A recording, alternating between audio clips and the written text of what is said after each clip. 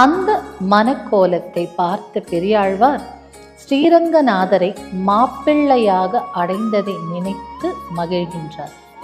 ஸ்ரீவில்லிபுத்தூர் ஆண்டாள் திருக்கோவில் மிகவும் பழமையானது.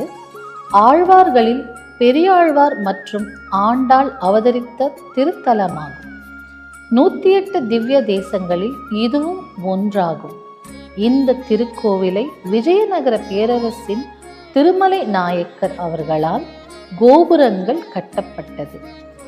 தெற்கே திருமலை நாயக்கர் அரண்மனை இன்னும் செயல்பாட்டில் உள்ளது.